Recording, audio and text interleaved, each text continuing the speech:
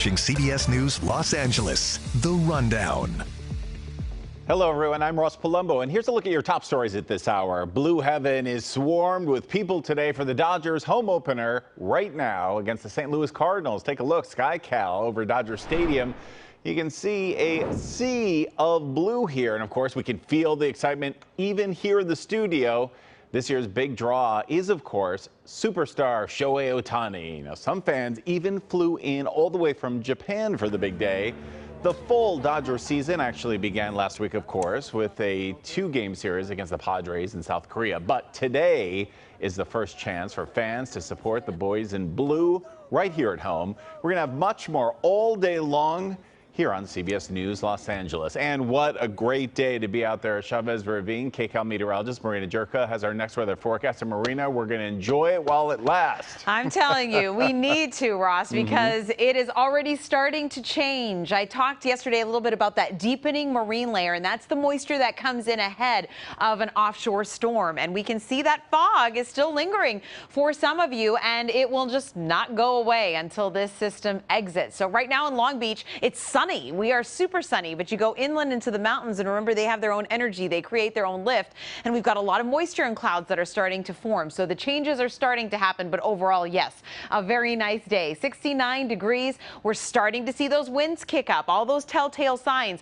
of our next storm system that's moving in. Gusts of up to 20 miles per hour along the coast already, and that will only intensify as we move into the weekend. So right now, temperatures are quite comfortable. 64 degrees in Laguna Beach, 69 in Fullerton, 65 in Simi Valley and Lancaster, 52 in Wrightwood, 68 in San Bernardino as we flirt with 70 both there and in Riverside. So right now, looking at our visible satellite radar, we're not seeing too much activity yet. We're just getting a few of these stratocumulus starting to move into our area, and as it does so, it will allow for those gates to slowly open to our next storm system, which is going to roll in Friday evening, and then it'll be a pretty soggy Saturday, so plan on that. And then slowly the rain will leave us on Sunday, but we'll have a chance for storms on Saturday, Sunday, and even possibly isolated Sunday night into early Monday.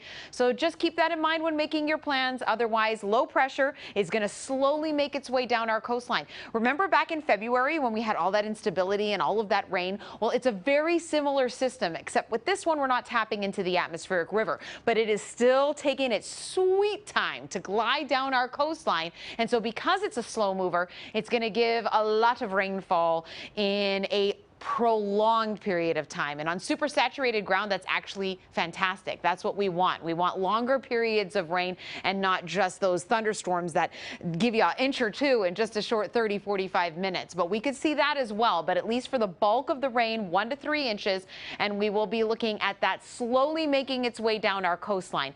It will be exactly central coast Saturday, and then as we move into Sunday, it'll be off the coast of Southern California, and that's when we get that wraparound moisture. And so that's why you can see pretty much the entire coastline, and going in on Sunday, we've got more rain and thunderstorms. And then look how nicely we start to break things up on Monday. So we're still calling for about 1 to 3 inches across the good portion of our viewing area, 3 to 5 inches in those south-facing foothills, mountainsides, and then, of course, just feet of snow. It's a cold core low. So we'll start the snow levels at 6,000 feet tomorrow, and then they'll substantially drop to 4,000 by Saturday.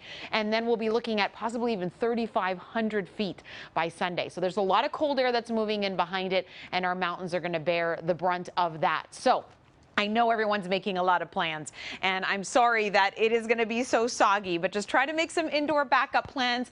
Maybe Sunday afternoon we'll get a little bit of a break, but most Easter egg hunts are definitely going to want to be indoors. And then just a slight chance for some showers early Monday. It looks like this system will clear, which is good news, and we will be looking at things getting a little bit better as we head into our Monday. And then what a beautiful week after that. Then it really starts to feel like spring. 70s, and we'll be seeing lots of beautiful weather as we roll into our Tuesday and Wednesday. But I know, worst timing ever, but we can't control Mother Nature. Oh, we'll talk more about this in just a moment. Thanks a lot, Marina. Well, the investigation into what caused a ship to crash into a Baltimore bridge is just getting started, but the process will not go quickly. Our Natalie Brand has the latest now from Baltimore. New video shows the salvage operation underway as federal and state agencies use sonar equipment to survey the area where the Francis Scott Key Bridge collapsed.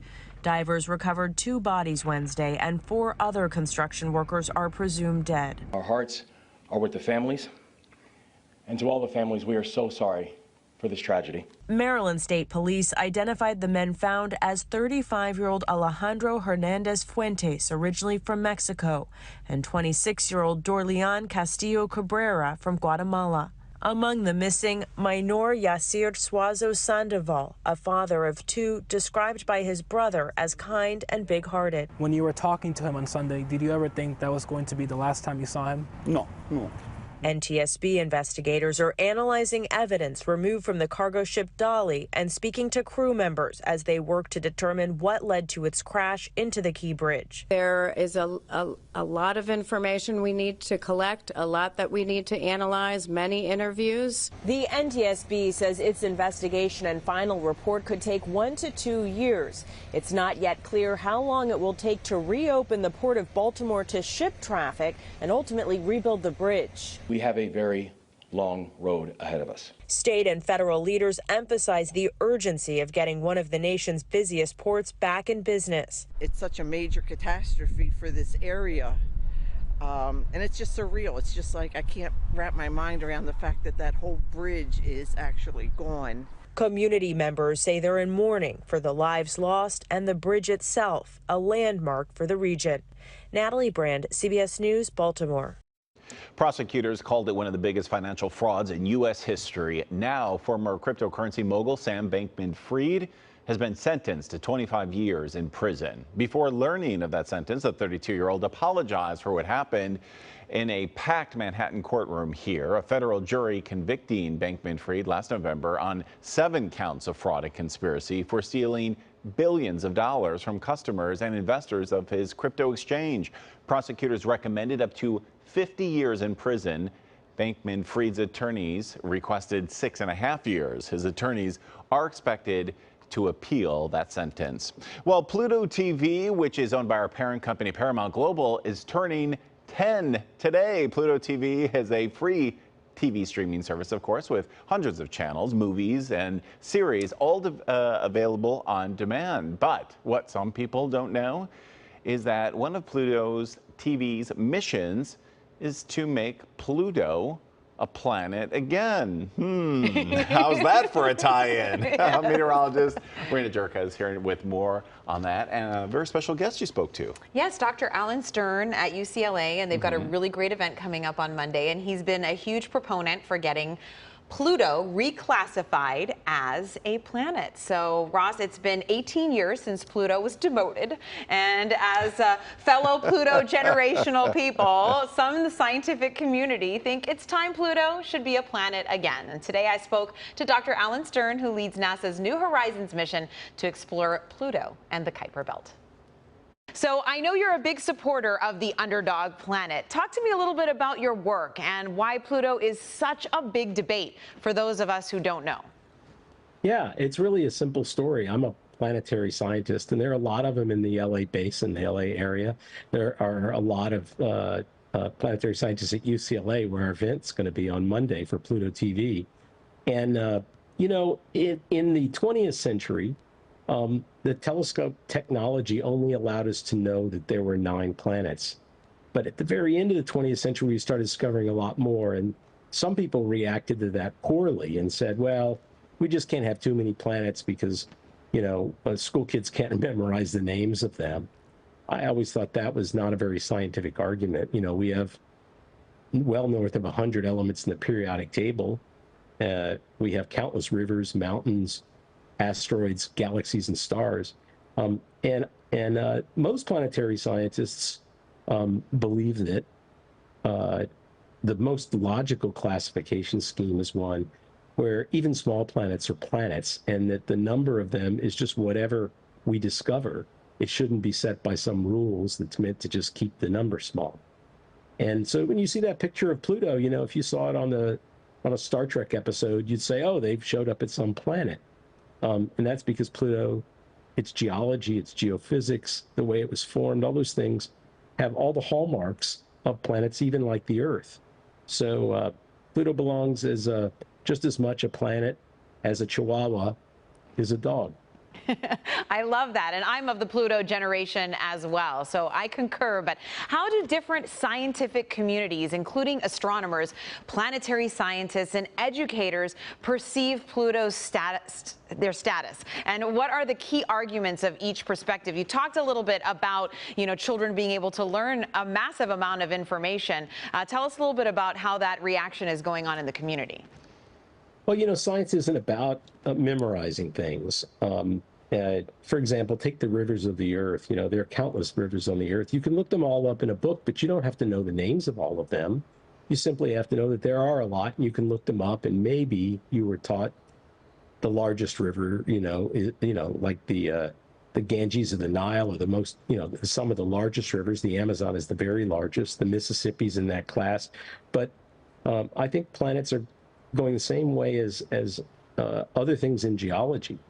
We can look them all up in a book, and it's wonderful to know that the universe is really good at making planets, that even our own solar system has a lot of them. And I don't much care what astronomers think. They're not planetary scientists. They have a separate specialty with galaxies and the origin of the universe and faraway things like pulsars and supernova. It's really what planetary scientists think. I would make the analogy that if you had a tax problem, you'd probably go to a tax lawyer, not a divorce lawyer. You shouldn't go to an astronomer for a subject in planetary science, or go to a planetary scientist for a subject in faraway astronomy. We're just not expert enough. And like you said, we can have a vast information of knowledge on everything. I mean, we know so much about Mars. We know about Olympus Mons. There are so many things that we learn. We could be learning about Pluto as well. So how might reclassifying Pluto affect public perception and interest in space exploration and science, and most importantly, education? Well, I think it's going to really catapult people's interest in the exploration of our solar system, knowing that this third class of planet, the dwarf planets, which we now know outnumber all the other planets in our solar system combined. I think that's a new kind of paradigm. It's really exciting that the solar system didn't just make 9 planets. It's probably made 99 or more. And I'm just giving you that number as a round, estimate of there are going to be a lot of planets discovered as we look farther and farther out with technology. And I think it's going to excite people's interest, even to send missions to those faraway places. I mean, look at Voyager. We're still looking at what it's accomplishing. So I definitely think that sending missions out to the beyond is the next step. And as we mentioned, Pluto TV is turning 10 and hosting a special event on Monday at UCLA. And you're going to be at that. So tell us a little bit about what's going to happen and your part in it. Yeah, Pluto TV is getting ahead of the ball and helping to shape public opinion to match scientific opinion on this topic of Pluto being a planet. The event is at 11:30 on Monday morning. It's at UCLA's Bruin Plaza. I'm going to be there. I think a lot of people are going to be there. I know Neil Tyson has some recorded remarks. It's going to be a lot of fun, and hopefully you guys will cover it. That sounds great. And we can do an 8 clap for Pluto. How about that? Instead of an 8 clap for UCLA, we can make an 8 clap for Pluto. A 9 clap, right? I'm there with you. It's a 9 clap. There we go. All right, Dr. Stern, thank you so much for your time, and I'm looking forward to Monday night. Thanks. See you soon. Oh, wow, I'm of the Pluto generation. Yes. Pluto's a planet generation. It's Me hard to think of too. it any other way. No, and really there's so much we can learn, even if you keep it as a classification as a dwarf planet, but a planet, Pluto, you can learn so much. And I think kids really can get excited about that and have that vast knowledge. Like I said, everyone knows everything about Mars, and it's boring now. So let's just keep moving on. I have 2 interesting factoids to share with you about Yes. Pluto. First of all, if the Earth was the size of a nickel, Pluto would be the size of a kernel of popcorn. Oh, I like that. That's how much smaller it is. Smaller it is, yeah, yes. it's half the size of the United States, actually. But here is a better factoid for you. Today of all days, on the home opener of the Dodgers, it was actually pitcher Clayton Kershaw's great uncle who discovered Pluto back in 1930. I had no idea. Yeah, Look at you. You're just, can this you believe is plethora of knowledge here. Yeah, and it was his daughter, actually, that named Pluto for the Roman god of the underworld. And a lot of people think it's the Disney character, but No. the Disney character wasn't even it wasn't even made yet when that was going on. But yes, that's right. I did know about the Roman god. I know. Can you believe this? Like another reason to love the Dodgers on this home opener. There we go. Go Blue. Clayton Kershaw, next time you see him, say something. Thanks to your great uncle. Yes, go Pluto. All right. Get Thank on the you. bandwagon. So interesting. Thank you so much. And this has been The Rundown. Thanks for joining us. We will be back live at 3 right here on CBS News Los Angeles.